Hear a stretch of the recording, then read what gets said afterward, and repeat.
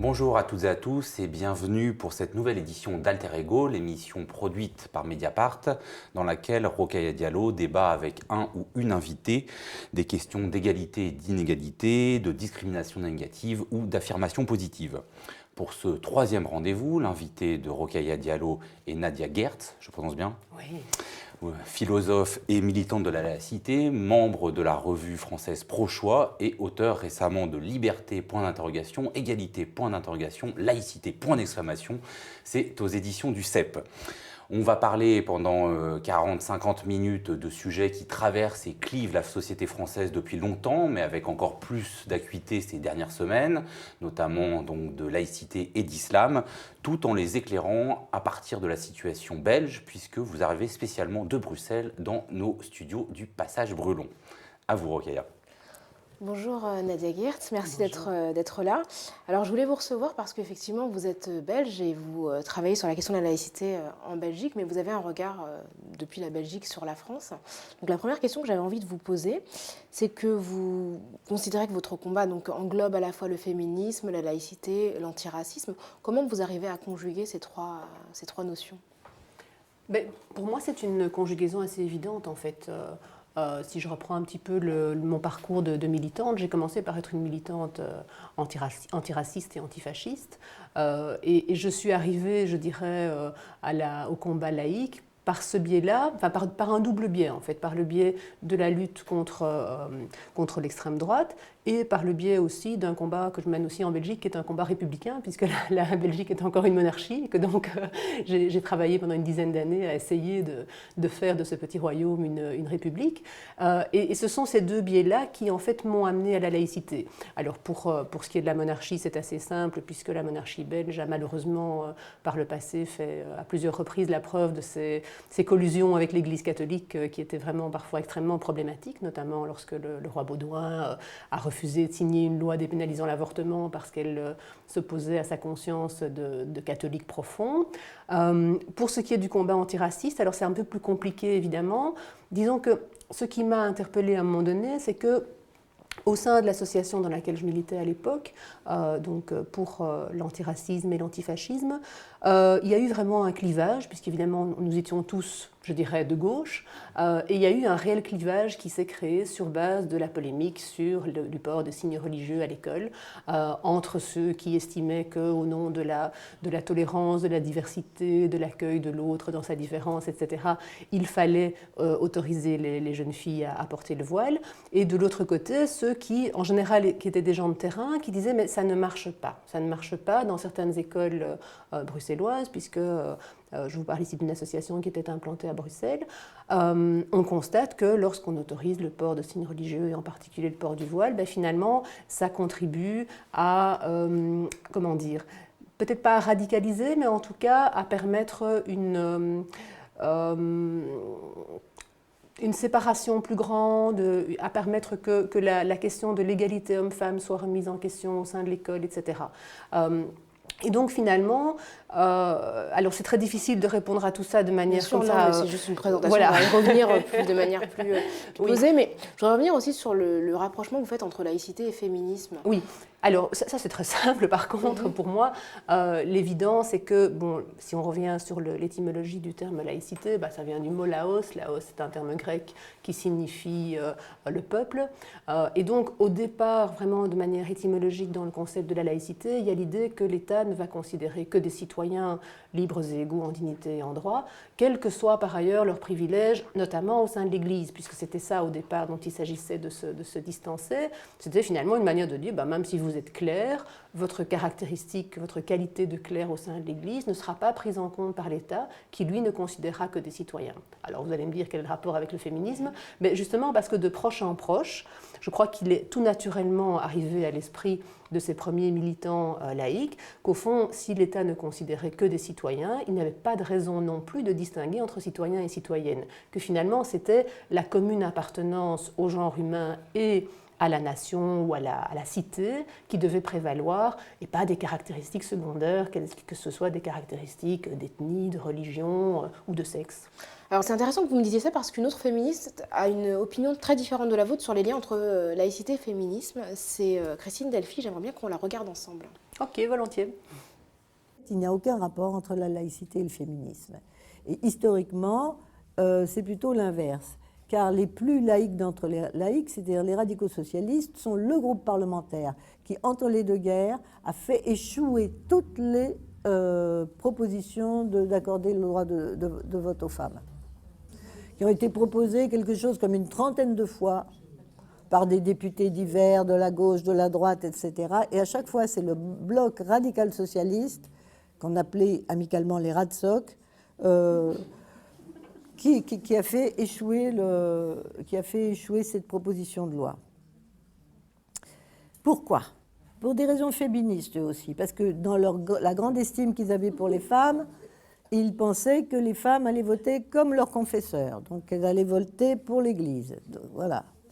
Donc, en fait, donc, historiquement, après les Radsoc, après la guerre, ont quasiment disparu. Enfin, il n'en reste plus, disons plus. Et, mais enfin, ils avaient quand même réussi à faire que la France soit le Xème pays qui donne le droit de vote aux femmes, longtemps après, par exemple, la Turquie. Bon. Alors Christine Delphi dit autre chose. Elle considère que les premiers militants de la laïcité, en France en tout cas, étaient les plus fervents opposants au droit de vote des femmes. Qu'est-ce que vous en pensez ? Ah mais c'est vrai, elle a raison et je ne me dédie pas du tout en disant ça. Je pense que simplement nous n'avons pas le même focus. Je veux dire, elle parle d'un focus historique, enfin, de constat factuel. Au fond, qu'est-ce que les socialistes, déjà on parle des socialistes, pas des laïcs, hein. Qu'est-ce que les socialistes ont fait pour les droits des femmes ? Elle parle de ceux qui étaient militants pour la laïcité en particulier. Oui, alors c'est vrai, d'accord, mais moi ce que je veux dire c'est qu'au niveau du principe, à un moment donné, il devenait impossible justement de refuser aux femmes ce qu'on avait accordé aux hommes au nom de la citoyenneté. C'est ça que je veux dire. Donc c'est vraiment une tension, je pense, entre les principes et la réalité. C'est quelque chose qu'on a connu en Belgique et qu'on a connu certainement en France aussi. Hein, lorsqu'il s'est agi d'accorder le droit de vote aux femmes, les craintes du Parti socialiste, c'était que les femmes suivent la vie des curés et que donc il y ait là toute une panoplie de voix qui tombent dans l'escarcelle d'un parti catholique que nous avons encore en Belgique, même s'il ne s'appelle plus comme ça. Donc c'est vrai que sur le terrain, les socialistes ont parfois été désastreusement peu à la hauteur, et les laïcs aussi, c'est tout à fait vrai. Mais en même temps, je pense qu'on peut, au nom justement de leur attachement à la laïcité, leur dire à un moment donné, ça ne va pas, votre attitude ne va pas parce qu'elle est tout à fait incohérente avec les principes que vous revendiquez. Christine Delphi a été en France très engagée contre la loi du 15 mars 2004 sur l'interdiction des signes religieux à l'école, qui était essentiellement focalisée sur un débat sur le voile. Et vous avez fait un livre qui s'appelle Fichu voile, où vous montrez un intérêt pour cette question-là. Pourquoi avez-vous décidé de consacrer un ouvrage au voile musulman ? Alors j'ai fait pire que consacrer un ouvrage au voile musulman, j'ai consacré 2 ouvrages au voile musulman, donc je vais aggraver mon cas devant vos auditeurs. Mais non, bon, pour être sérieuse, disons que c'est peut-être intéressant de repartir un petit peu de l'historique de mon positionnement sur la question. Donc comme je vous l'ai dit, j'étais au départ une militante antiraciste et c'est à ce titre-là que j'ai pris la première fois position dans le débat sur l'interdiction des signes religieux.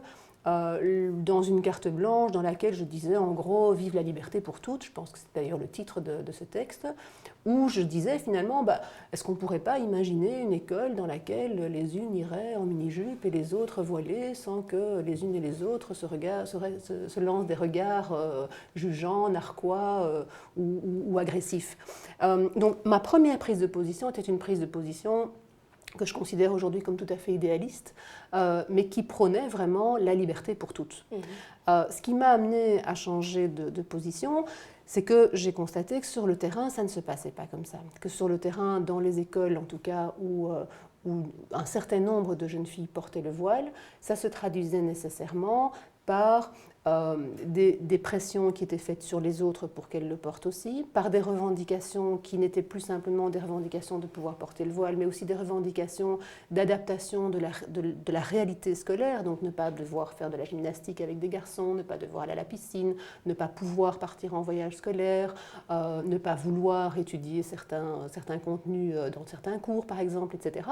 Et donc, c'est toutes ces choses-là qui m'ont amené à me dire à un moment donné qu'il était important d'un point de vue symbolique de dire à ces jeunes filles, votre religion ne peut pas empiéter sur la façon dont l'école s'organise et se construit. C'est quelque chose de vraiment important pour un élève de comprendre quand il entre à l'école, qu'il soit d'ailleurs musulman, juif, chrétien, athée, protecteur des baleines, ou peu importe. Hein, je veux dire, ça vaut pour toutes les convictions, qu'elles soient politiques, philosophiques ou religieuses. Mais je crois que c'est important que l'élève rentre dans l'école en étant conscient du fait qu'il est là pour apprendre, pour ouvrir son cerveau, pour ouvrir son esprit, et que donc le dogme n'a pas sa place à l'école. Mais vous pensez que toutes les personnes qui portent des signes religieux vont nécessairement venir avec un projet de transformation de l'environnement scolaire? Parce que ça, c'est ce que vous dites, c'est un constat que vous avez observé en Belgique, mais en France, c'est pas forcément ce qu'on entendait de la part de... Parce que la question, elle se posait davantage sur le principe que sur le fait que les filles voilées allaient introduire une idéologie particulière dans les établissements. Je vois pas très bien comment une jeune fille qui considère qu'elle doit nécessairement cacher ses cheveux pour suivre des cours pourrait accepter de faire de la gymnastique avec des garçons ou de faire de la natation à partir du moment où nécessairement son corps va devoir être un peu plus dévoilé que ce qu'il n'est dans une classe. Donc ça me paraît une raison de logique. Je veux dire, je ne vois pas très bien pourquoi ou comment une jeune fille musulmane voilée pourrait dire je garde mon foulard en classe parce que c'est important pour moi, mais à la gymnastique, j'irai les cheveux au vent et en petite tenue de gymnastique. Ça me paraît on n'a pas forcément une petite tenue en gymnastique, on peut tout à fait avoir un jogging, un turban, ça n'empêche pas de faire du volley ou du foot, quoi. C'est pas... Oui, d'abord on ne fait pas que du volley ou du foot en gymnastique, et puis en tout cas moi c'est le constat que j'ai posé à mon niveau en Belgique, hein. C'était vraiment des problèmes de coexistence, des jeunes filles ou des parents qui disaient moi je ne veux pas que ma fille par exemple aille courir au parc avec des garçons parce que c'est impudique, c'est indécent, etc. Et donc qui voulaient vraiment que leur fille fasse de la gymnastique dans un local rien qu'entre elles, et n'aille pas à l'extérieur, n'aille pas dans les rues, par exemple, où elle pourrait être vue par des garçons. Alors, est-ce que vous pouvez juste nous rappeler le contexte belge? Parce que c'est différent en France, il y a une loi qui interdit. Oui. En Belgique, ce n'est pas le cas. Ce sont les établissements effectivement, malheureusement, en Belgique, il n'y a pas de loi générale, ni d'interdiction, ni d'autorisation d'ailleurs. C'est-à-dire que les différents pouvoirs politiques se sont toujours renvoyer la patate chaude, et plutôt ont toujours renvoyé la patate chaude au chef d'établissement en disant c'est à vous de décider en fonction de votre réalité. De ce fait-là, on voit chaque année des écoles supplémentaires qui interdisent. Et de ce fait-là, il ne reste plus aujourd'hui de mémoire, pour vous donner une idée, à Bruxelles, que 4 ou 5 écoles qui autorisent le port de signes religieux, ce qui veut dire que ces écoles aussi deviennent évidemment des écoles tout à fait ghettoisées, puisque bon nombre de jeunes filles y vont non pas pour le projet pédagogique de l'école, parce qu'elle n'est pas loin de chez elle, parce qu'on y apprend d'une manière intéressante, etc., mais parce qu'on peut y porter le voile. Donc il y a là quelque chose, à mon sens, de tout à fait désastreux dans le fait que le pouvoir politique n'ait pas pris position.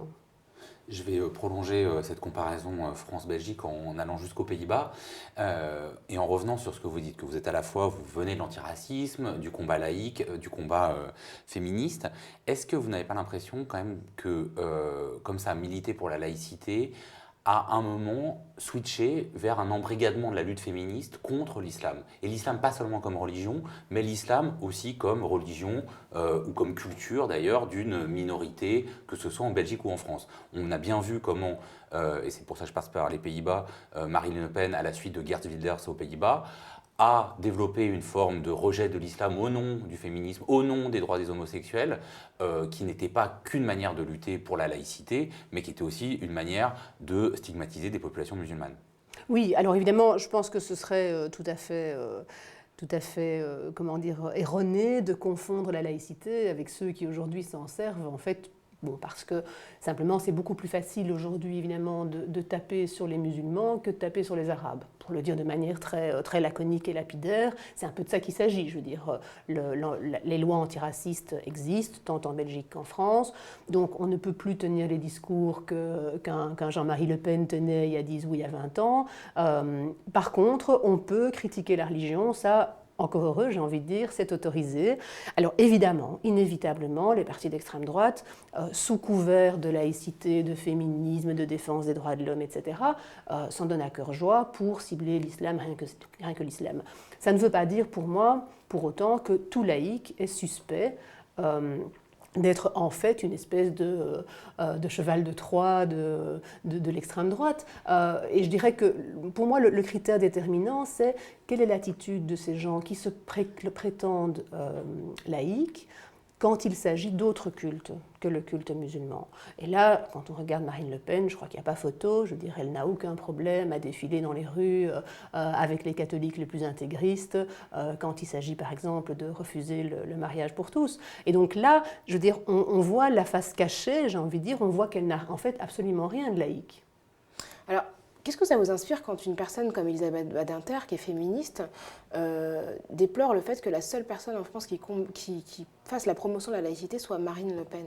Ça montre quand même qu'aujourd'hui, quelqu'un comme Elisabeth Badinter, que vous citez dans votre ouvrage, considère que Marine Le Pen défend la laïcité. Donc là, effectivement, on voit qu'il n'y a pas vraiment de frontière. Non, je pense qu'il faut relire l'interview avec ce qu'il y avait avant et ce qu'il y avait après pour bien comprendre ce que je pense que ce qu'Elisabeth Badinter a voulu dire, ce n'est certainement pas que Marine Le Pen était aujourd'hui une héroïne et la seule à défendre réellement la laïcité. Je pense que ce qu'elle a voulu dire, c'est qu'il n'y avait que Marine Le Pen qui osait encore utiliser le mot laïcité, mais évidemment, elle l'utilise d'une manière complètement pervertie. Ce qui n'est pas juste. Le mot laïcité, on l'entend énormément, bien en dehors des rangs de Marine Le Pen. Je ne dis pas qu'elle a raison, mais ce que je veux dire simplement, c'est que je ne pense certainement pas que Elisabeth Badinter ait une quelconque admiration pour Marine Le Pen. Je crois que ce qu'elle a voulu dire, c'est quand même terriblement dommage que finalement la gauche, qui traditionnellement est laïque, ait laissé ce combat laïque à l'extrême droite. Moi, c'est comme ça que je le lis. Vous avez le sentiment que la gauche française n'a pas... Alors, je ne suis pas une spécialiste de la politique française. Non, mais parce que vous en parlez quand même. En tout cas, que la gauche... Mais j'ai quand même l'impression, oui, quand j'entends... Je me souviens de prises de position en France, notamment de Martine Aubry, si je me souviens bien, en faveur de piscines, par exemple, qui seraient réservées à certaines heures, rien qu'aux femmes ou rien qu'aux femmes musulmanes. C'était pour les femmes, mais c'est une demande qui provient de femmes non musulmanes également. Oui, alors pour moi ça ne change rien, vous savez que ça provienne de femmes musulmanes, de femmes pas musulmanes. Moi j'ai vraiment une grande méfiance par rapport à toute politique qui a pour résultat ou pour volonté de ségréguer la société ou de diviser la société. Enfin, je pense que le but, si on veut vivre dans une société interculturelle, comme on le prétend tous en fait, hein, c'est vraiment de vivre ensemble. C'est pas de commencer à se séparer, à compartimenter, à morceler, à dire on va offrir des heures aux uns, des créneaux aux autres, des lieux au troisième, et comme ça on va construire le vivre ensemble. Enfin, pour moi c'est quelque chose d'aberrant. On ne construit le vivre ensemble qu'en vivant réellement ensemble. Mais enfin, vous êtes féministe, vous savez que les équipements sportifs sont essentiellement occupés par des hommes et que le fait de réserver des créneaux aux femmes permet d'augmenter leur activité sportive. Ça, c'est des choses Oui, alors là, c'est une grande question de féminisme. Et bon, je pense être assez isolée dans mon interprétation du féminisme, mais pour moi, le féminisme ne doit certainement pas avoir quoi que ce soit de paternaliste. Je trouve ça insupportable qu'on me dise que puisque je suis une femme, eh bien, je serai probablement mieux entre femmes parce que les hommes, sinon, vont avoir un comportement tel que c'est eux qui vont toujours accaparer les équipements, etc. Je trouve qu'à un moment donné, il faut considérer ce qui est la base du féminisme pour moi, que les hommes et les femmes sont égaux, que la loi leur permet l'accès à cette égalité, et qu'à un moment donné, c'est aussi aux femmes de faire une part du chemin en disant « je m'impose dans les lieux qui sont des lieux traditionnellement peut-être plus masculins ». C'est pas facile, c'est vrai. C'est difficile. C'est vrai que c'est difficile, mais regardez par ailleurs où on en arrive dans certains pays, où on crée maintenant des rames de métro spécialement pour les femmes parce qu'elles se font importuner par les hommes. Je veux dire, à un moment donné, ces femmes vont sortir du métro. À un moment donné, elles vont se retrouver dans la rue. Alors on va faire quoi? On va faire des trottoirs pour les femmes, des trottoirs pour les hommes, ou des rues pour les femmes, des rues pour les hommes. Enfin, à un moment donné, on se retrouve ensemble, quoi qu'on fasse. Et à ce moment-là, moi je pense que moins les hommes ont l'habitude de voir des femmes, plus ils sont tout fous quand ils en voient et plus ça risque de déraper. Et Donc je crois que le travail il doit être fait, je veux dire, au niveau de l'éducation, évidemment. Il faut apprendre aux hommes que les femmes, ça se respecte. Et que c'est un respect inconditionnel, c'est pas un respect qui se mérite parce qu'on a une bonne longueur de jupe, parce qu'on a un pantalon, parce qu'on a la bonne coupe de cheveux, parce qu'on a un voile sur la tête, etc. C'est inconditionnel. Et je pense qu'il faut aussi apprendre aux femmes à dire, voilà, moi je n'accepte pas les règles du jeu fixées par les hommes. Je m'impose, je prends ma place. Mais moi, il me semble que là, voilà, vous dites qu'il faut éviter ces formes de segmentation qui empêchent d'aller vers une société interculturelle ou multiculturelle qu'on est plusieurs à désirer. En même temps, moi j'ai l'impression que ce combat laïque que vous portez, que quelqu'un comme Caroline Fourest, qui fait la postface de votre livre sur le voile et qui est aussi évidemment dans la revue Pro-Choix, porte en France, peut entraîner, alors non pas des formes de segmentation, mais de stigmatisation, puisque la laïcité, elle a été quand même conçue dans un moment contre l'Église catholique, qui était à l'époque très puissante, que ce soit dans les institutions ou dans les esprits. Donc est-ce que les outils forgés contre une institution dominante peuvent être aujourd'hui utilisés de la même manière contre une religion, en l'occurrence l'islam, puisque c'est celle qui est sous-entendue tout le temps quand on dit laïcité, qui reste une religion très minoritaire en Europe, en qui Belgique est ou en aussi France. pratiquée par les franges les plus pauvres de la population. Oui. Alors, c'est bien que vous me posiez cette question parce que ça me permet de revenir sur le constat que je posais au début, qui était le constat d'une fracture au sein de la gauche concernant cette question-là. Parce qu'effectivement, et là je partage tout à fait l'analyse de Caroline Fourest, je pense que c'est beaucoup plus facile d'être laïque et de gauche quand il s'agit de lutter contre le pape. C'est d'un confort absolu.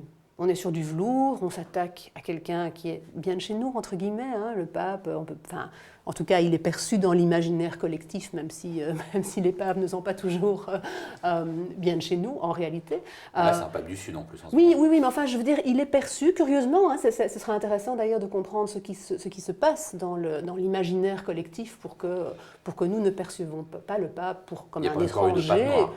Non, c'est vrai, oui, c'est vrai. Il a peut-être la bonne couleur, c'est peut-être ça, je ne sais pas. Donc nous le percevons comme étant bien de chez nous. Il affiche tous les signes extérieurs de la richesse et du pouvoir. Et donc on est vraiment sur du velours quand on est de gauche, progressiste, laïque. Le pape, vraiment, c'est la cible rêvée. Alors c'est vrai que les choses se compliquent quand on a en face de soi non plus un vieux pape bedonnant qui vous dit qu'il est contre le préservatif, mais quand on a en face de soi un homme ou une femme de religion islamique qui est issu d'une classe populaire, etc., etc. Bon, moi personnellement, je pense que le meilleur service qu'on puisse rendre à la fois à la laïcité et aux individus, c'est de les traiter de manière égale. Mais dans un système qui est inégal. C'est-à-dire on voit bien comment l'égalité formelle peut je ne sais pas si le système je ne sais pas si le système est inégalitaire. Il est inégalitaire dans le sens où je me permets de reprendre ce qu'a dit Joseph Confrère tout à l'heure, c'est que l'Église était dominante et elle menaçait le pouvoir politique. Et la situation de l'islam en France n'est pas la même. C'est-à-dire que dans une théocratie autoritaire islamique, on peut effectivement considérer que l'islam est dominant et menaçant pour le pouvoir politique. En France, l'islam est dans une position où il n'y a pas vraiment de clergé. La seule institution représentante a été créée par le gouvernement. Donc c'est pas une institution vraiment autonome.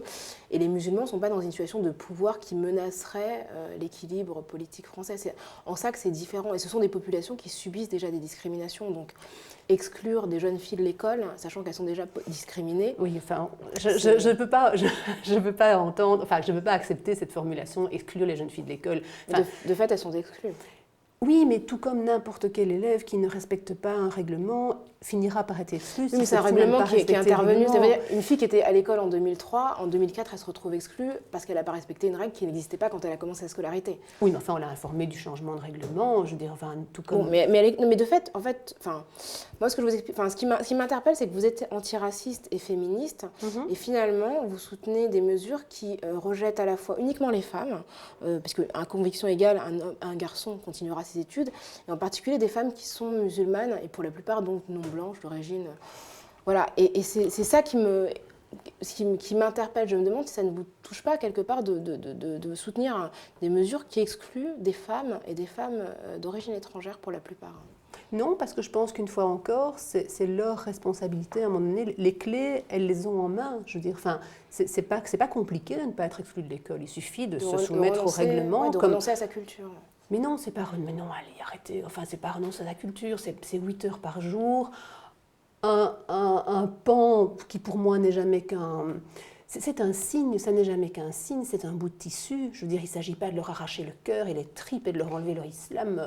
Enfin, c'est pas de ça qu'il s'agit. Moi, vous savez que la foi, c'est plus profond qu'un bout de tissu. Mais c'est pas la foi qu'on leur demande d'enlever. On ne leur demande pas d'enlever leur foi, justement. Moi, c'est ça qui m'effare. C'est le sens qu'a pris ce voile, comme si c'était devenu l'unique marqueur de l'islamité pour une femme. Or, pour moi, comme pour vous, effectivement, la foi, elle est dans le cœur, elle est à l'intérieur de soi, et donc ce qu'on porte sur la tête, ça ne devrait pas être un problème tellement prégnant. Mais pour revenir à ce que vous disiez concernant la solidarité avec les damnés de la terre, hein, puisque c'est un peu ça, j'ai envie de ce qui revient souvent dans l'argumentaire de gauche, anti-laïque ou critique par rapport à la laïcité, c'est de dire, les immigrés musulmans, souvent, sont un petit peu, enfin, c'est un peu le même, on les met dans le même panier, je veux dire, hein, cette grande famille, immigration, islam, etc., sont déjà discriminés, et vous allez en rajouter une couche en les persécutant ou en ne les laissant pas vivre leur religion. Et moi, je pense qu'on peut tout à fait être à la fois tout à fait intransigeante sur le plan de l'antiracisme, c'est-à-dire ne pas accepter la moindre discrimination raciste, enfin, être vraiment du côté des personnes d'origine étrangère qui se font discriminer sur base de leur faciès, sur base de leur patronyme, etc., etc. C'est insupportable. Ou de leur religion. Ou de leur religion, oui. Mais alors il faudra s'entendre sur ce que c'est une discrimination sur la base d'une religion. Par exemple, en France, on n'a pas le droit de ne pas recruter une femme parce qu'elle porte un foulard dans un emploi, par exemple. On n'a pas le droit de ne pas recruter. On n'a pas le droit de refuser. Voilà, de refuser de recruter une personne qui porte un signe religieux. Oui. Sauf s'il y a des consignes intérieures. Oui, mais donc, alors ça, c'est difficile à aborder en quelques minutes parce que je pense que tout dépend du secteur dans lequel on travaille. Et je pense qu'en France aussi, on fait des différences entre est-ce que c'est le secteur public, est-ce que c'est le secteur privé, est-ce qu'il y a contact avec le public, est-ce qu'il y a autorité sur le public, etc. etc. Donc je pense qu'il est légitime dans certaines fonctions de demander à tous les employés de ne pas exprimer de façon visible leurs convictions religieuses.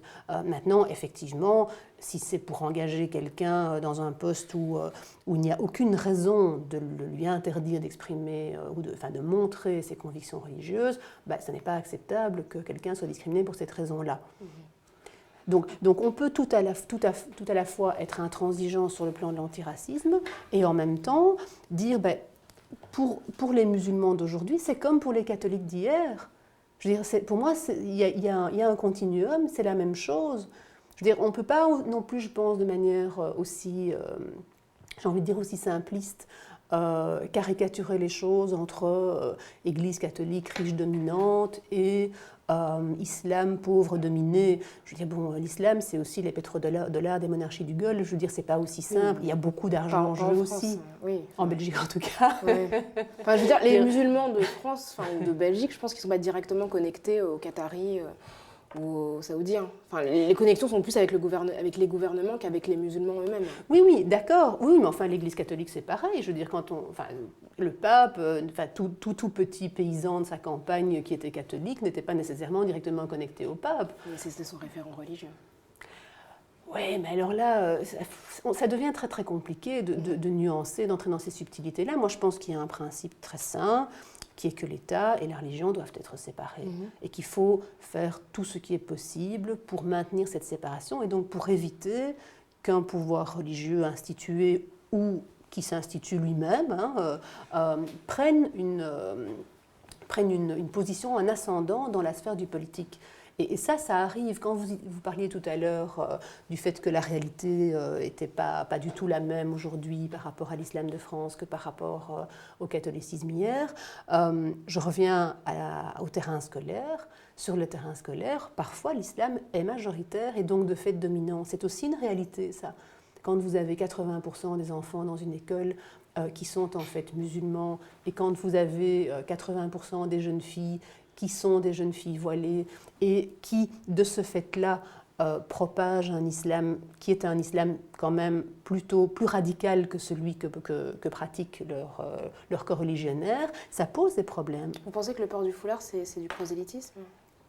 Ça n'est pas nécessairement du prosélytisme conscient. Moi, de nouveau, hein, je ne fais pas le procès de chaque jeune fille individuellement. Je ne sais pas pour quelle raison chaque jeune fille porte le voile. Et certaines le font certainement simplement parce qu'elles sont convaincues que c'est ce que leur religion leur demande de faire.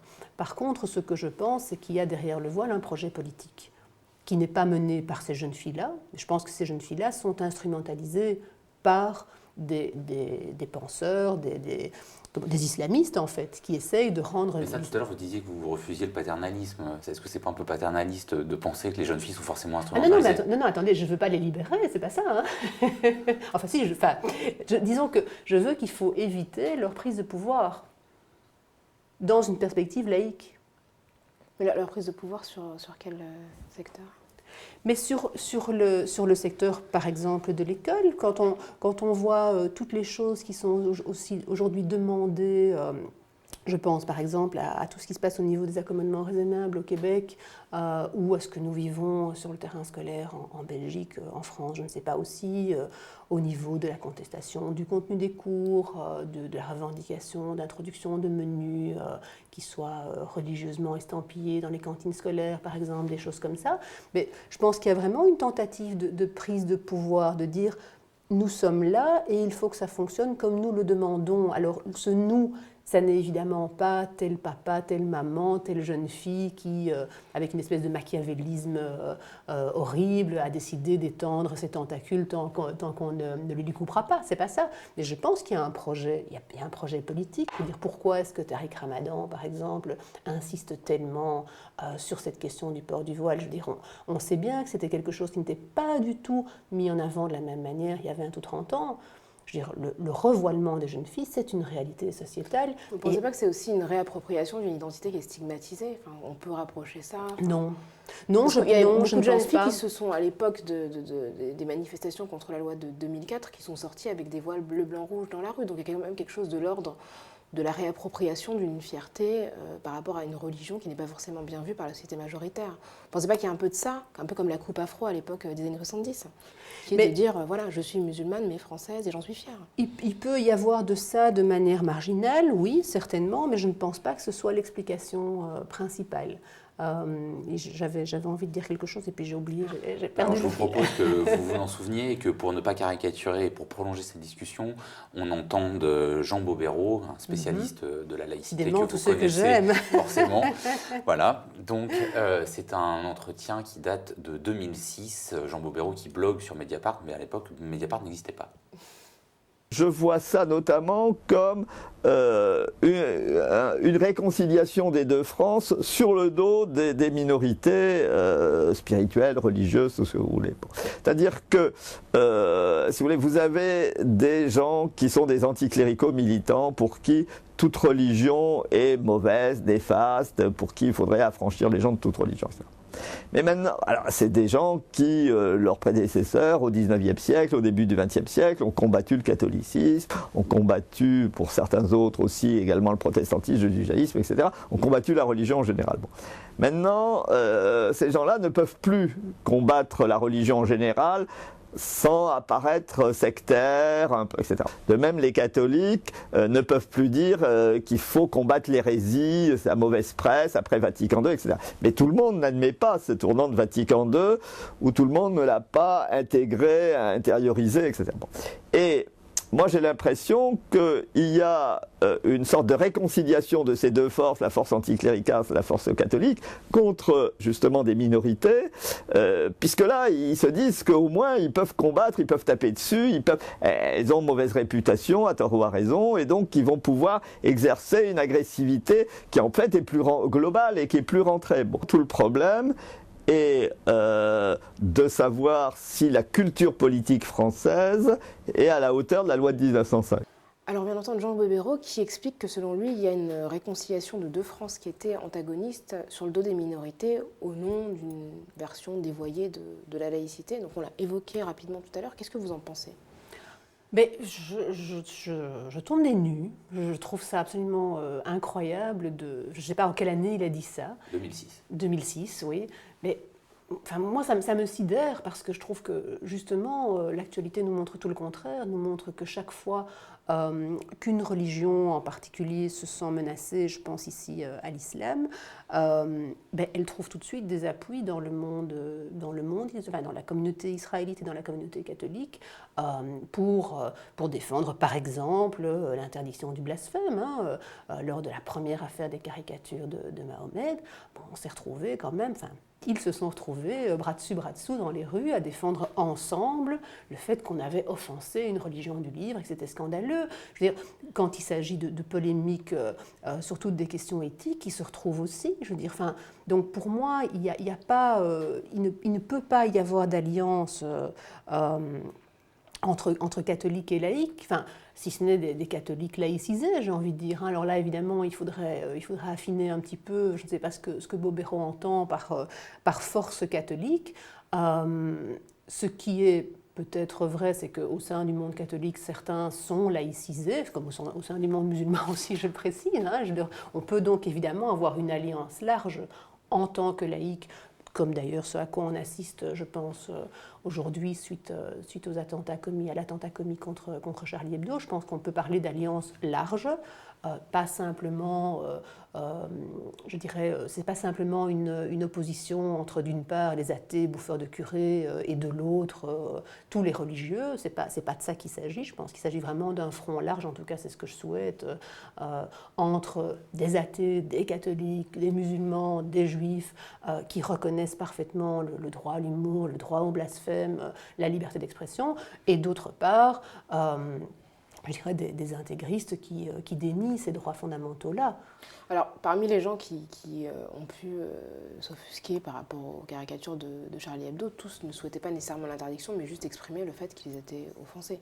Donc, c'est pas forcément l'idée de réintroduire un droit au blasphème, mais simplement de dire que la liberté d'expression existe aussi en réaction à des... Oui, bien sûr, mais évidemment, on a tout à fait le droit en démocratie de dire ce dessin ne me plaît pas, je le trouve vulgaire, je le trouve moche, je trouve que ce n'était pas la peine de le publier, d'en rajouter, etc. etc.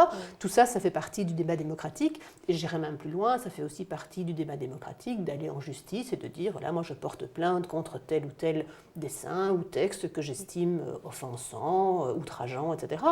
Le problème, évidemment, commence quand on ne recourt plus à ces voies démocratiques-là et qu'on en passe directement par la violence ou qu'on en passe par la violence. Oui, non, mais ça c'est complètement un autre débat. Je pense que personne autour de cette table ne soutient ou quand on le terrorisme. J'ajoute quand même, parce que votre question faisait évidemment le lien avec ma réflexion sur les curés, imams et rabbins manifestants de concert. Lorsqu'on veut réintroduire dans la loi l'interdiction du blasphème, là je pense qu'il s'agit vraiment d'une prise de position tout à fait anti-laïque. Mais c'est une revendication que vous entendez beaucoup ? C'est une revendication qui notamment est réactivée régulièrement au sein de l'ONU, au sein du Conseil de l'Europe par exemple. Parce qu'aujourd'hui, on a l'impression quand même que c'est assez clair que ça ne va pas être remis en question. Ni en France, ni en Belgique. Ni en France, ni en Belgique, dans un premier temps, oui. J'espère qu'on pourra continuer à s'arc-bouter sur cette position, mais je pense que malheureusement, je ne suis pas sûre qu'on soit les plus nombreux. Je dirais estimer que la liberté d'expression doit pouvoir aller jusqu'à ce soi-disant blasphème. J'aimerais revenir sur quelque chose dont vous parlez dans votre livre sur la neutralité. Qu'est-ce que vous appelez les personnes qui sont prioritairement anticolonialistes et qui pratiquent le relativisme culturel ? Alors, donc ça c'est une distinction que je reprends à Caroline Fourest en fait. D'accord. Donc elle explique en fait que la gauche est divisée entre ceux qui sont prioritairement antiracistes et ceux qui sont prioritairement anticolonialistes. Et donc ceux qui sont prioritairement antifascistes, pardon.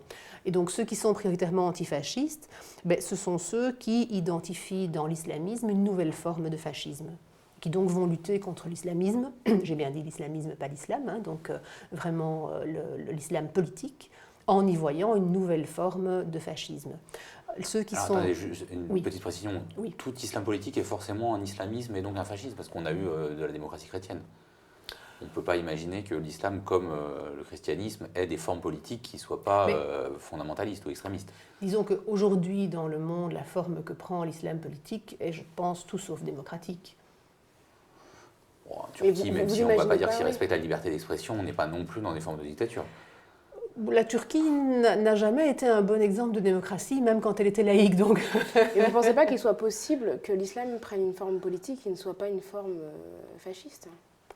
Alors, je pense en tout cas qu'un islam politique signifierait une diminution des libertés et une diminution de l'égalité de tous. Nécessairement. Nécessairement, oui. Je pense qu'à partir du moment où l'islam devient une loi, il suffit de se référer par exemple à la Déclaration islamique des droits de l'homme. À partir du moment où vous considérez que l'égalité des hommes se fonde sur leur commune appartenance à l'islam, il y a un problème. Qu'est-ce qu'on fait des non-musulmans? C'est quelque chose que vous considérez? Regardez la constitution tunisienne, elle ne fait pas ça du tout. Non, alors, vous m'avez coupé quand j'étais occupée à expliquer la différence entre les anticolonialistes et les antifascistes. Donc, anticolonialistes, ce que Caroline Forest veut dire par là, c'est que ceux qui sont prioritairement anticolonialistes, en fait, craignent par-dessus tout d'imposer leur vue occidentale à des individus qui sont perçus comme des étrangers, des immigrés, issus d'ailleurs, d'une autre culture, etc. Et donc, du coup, adoptent un point de vue relativiste, puisqu'ils considèrent que leur point de vue laïque, démocratique, droit de l'hommiste, etc., n'est jamais qu'un point de vue d'occidental et qu'il faut se décentrer. Mais cette division, en fait, parmi les antiracistes n'exclut pas les premiers concernés. C'est-à-dire qu'en fait, on a l'impression que les antiracistes, ce sont uniquement des gens qui sont blancs et qui se positionnent par rapport à des minorités, comme si les minorités n'étaient pas partie prenante du mouvement antiraciste. Dans cette division, en tout cas, ce schéma de Caroline Forest me semble un peu... Non, parce que je pense qu'on retrouve ce découpage, y compris au sein des personnes... Enfin, je trouve ça triste toujours de voir les appelés issus de l'immigration, parce que bon, depuis le temps, en général, ce sont des gens qui sont devenus, qui sont français ou belges depuis 2, 3, voire 4 générations. Donc là, il y a déjà un premier problème. Mais si on regarde aujourd'hui, vous avez en France quand même la chance d'avoir une quantité assez impressionnante d'intellectuels de culture musulmane, on ne peut pas dire qu'ils ne prennent pas part au débat et on ne peut pas dire qu'ils soient dans une posture anticolonialiste. Je trouve que beaucoup d'entre eux, justement, sont au premier rang pour défendre la laïcité. Je pense à Abdelnour Bidar, je pense à Malek Chebel, je pense à Sohaib Ben Cheikh, à Abdelwahab Medeb, à Rachid Benzine, Leila Babès, etc. Ce sont des gens qui ont un nom à consonance venu d'ailleurs et qui pourtant sont parfaitement partie prenante à ce débat. Donc moi je pense que c'est vraiment une manière... c'est un mauvais procès d'intention, je trouve, de faire comme si c'était une histoire de blancs entre eux dont les minorités étaient exclues. Je pense que ce n'est pas vrai du tout. Est-ce que vous ne faites pas un faux procès en disant que l'islam politique est nécessairement, tend très vite vers l'islamisme, qui tend très vite vers une forme de fascisme, alors qu'à vous entendre, il n'y aurait pas, ou alors démentez-moi si c'est le cas, de forme de laïcité qui soit des formes d'extrémisme? Est-ce qu'on pourrait avoir, parce que tout à l'heure vous citiez tous les extraits, qu'il y avait tout à fait des musulmans, des juifs, des chrétiens, des athées contre l'extrémisme, est-ce que cet extrémisme, pour vous, il peut être laïque, une forme de laïcisme? Je ne vois pas. Je sais que c'est un mot utilisé notamment dans la bouche de Bobéro ou de Christine Delphi. Mais moi, le laïcisme, je ne comprends pas. Je veux dire, qu'est-ce que ça pourrait être? Par exemple, riposte laïque. Ah oui, mais non, mais attendez, ça, c'est pas de la laïcité. Ça c'est de l'extrême droite qui se cache derrière le petit doigt de la laïcité. Mais bon, ça, en même temps... je veux dire, personne n'est dupe, quoi. C'est comme des gens qui font de l'islam politique qui disent mais l'islamisme c'est pas de l'islam politique. Enfin voilà, vous répondez de la même manière, c'est-à-dire que c'est pas parce qu'il y a des extrémistes qui s'en revendiquent. Ou c'est comme, parce qu'on peut aussi voir cette concentration qu'on peut entendre dans le mouvement féministe sur le voile, comme si c'était le seul marqueur de féminité chez les femmes en France, quoi. C'est vrai que moi je suis très étonnée en fait de voir la place que peut prendre le voile là où il y a plein d'autres marques vestimentaires, ou même en allant plus loin, on peut parler de la chirurgie esthétique et tout, etc. Qui peuvent être aussi critiquées au nom du féminisme ou au nom de l'aliénation de femmes à une certaine symbolique. Donc, est-ce que c'est pas excessif en fait cet intérêt qu'on peut avoir pour le foulard musulman parmi d'autres symboles, sachant qu'on accorde à chaque femme le droit de disposer de son corps et finalement de donner le sens qu'elle veut au choix qu'elle fait dans ses vêtements. Oui, mais de nouveau, j'ai l'impression d'être un petit peu mise sur la sellette par rapport à cette question-là. Alors que pour moi, ça n'est jamais que le révélateur de quelque chose de plus important. Bon, si j'ai écrit sur la question des signes religieux, c'est parce que ça me paraissait être un petit peu la pointe de l'iceberg, ce qui permet finalement de repenser de manière plus générale la question de la laïcité, donc de la séparation du politique et du religieux, en particulier sur le terrain de l'école. Alors j'ai envie de dire deux choses par rapport à votre question. D'une part, c'est que, en fait, moi, ça m'intéresse assez peu. Enfin, le fait qu'une femme porte un voile ou pas dans la rue, je m'en fiche, hein.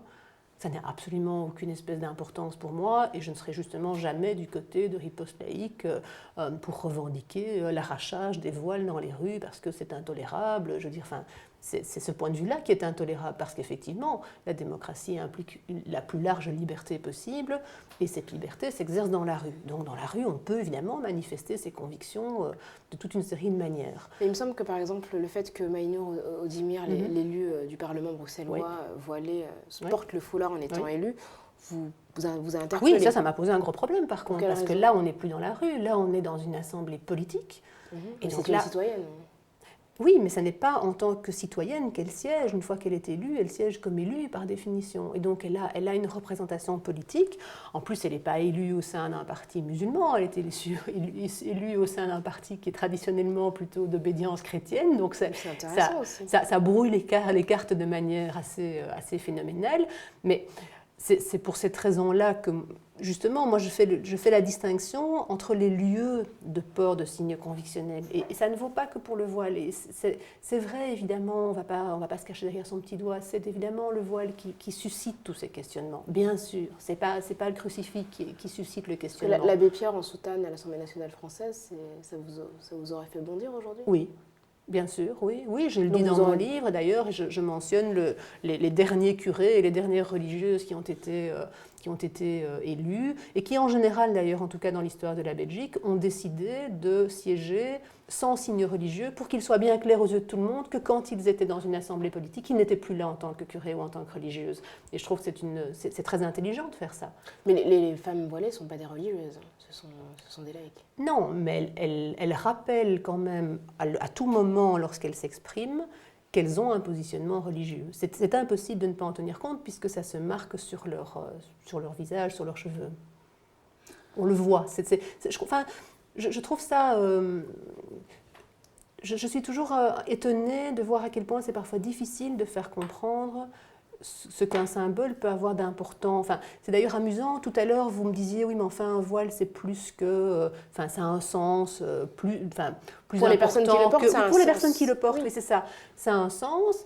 Et en même temps, quand moi je dis, ben justement, c'est le sens que ça a qui pose problème, là on me dit, ah oui, mais non, parce que bon, finalement, qu'est-ce que ça peut faire ? Mais en fait, si ça a du sens pour elle, ça en a nécessairement pour celles ou ceux qui le voient aussi. Ça ne peut pas être signe que pour les uns et pas pour les autres.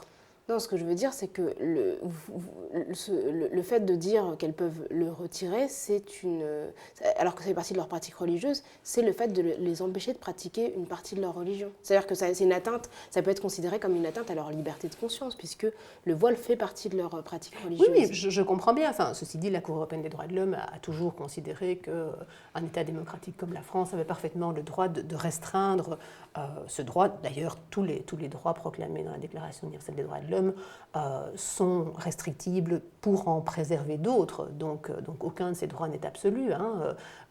Mais ce que je veux dire par là, c'est qu'il y a une espèce de dialogue de sourds. Enfin, si j'essaye d'imaginer discuter avec une musulmane voilée qui me dirait « mais c'est important pour moi de le garder, ça a du sens pour moi », je lui dirais « mais oui, mais pour moi, ça a du sens que tu l'enlèves ». Parce que moi, j'y vois aussi du sens. Et c'est précisément ce sens-là qui m'embête. Ce que tu y mets comme sens, qui est de dire « je suis et je reste musulmane », parce que je ne vois pas très bien ce qu'on peut mettre d'autre comme sens à première approximation, mais c'est ça qui m'embête, c'est que dans une sphère publique ou dans la sphère scolaire, cette jeune fille ou cette femme m'affirme à tout moment « je suis et je reste musulmane ». Alors que j'aimerais bien à un certain moment qu'elle puisse dire « ok, là, ça n'est plus prioritairement en tant que musulmane que je vais m'exprimer ou que je vais agir, mais c'est en tant qu'élève ou c'est en tant que représentante politique. » Ce qu'elle peut faire en ayant un voile sur la tête. Parce que Mais oui, mais c'est un message. Si c'est un signe important pour elle, ça l'est pour moi. Enfin, je trouve... Donc, si je comprends bien, des filles voilées peuvent lire Fichu voile et vous appeler après pour en discuter avec vous. M'appeler non, parce que je ne communique pas mon numéro à tout le monde, mais certainement m'écrire volontiers, oui, oui. Et elles peuvent également donc écrire en ayant lu liberté, égalité, laïcité avec des points d'interrogation aux 2 premiers termes et un point d'exclamation au dernier. Merci beaucoup Nadia Gertz d'être venue spécialement de Bruxelles dans nos locaux du Passage Brulon. Et Rokhaya, on se retrouve le mois prochain pour un nouvel épisode d'Alter Ego où on parlera aussi de féminisme. Merci beaucoup. Merci à vous.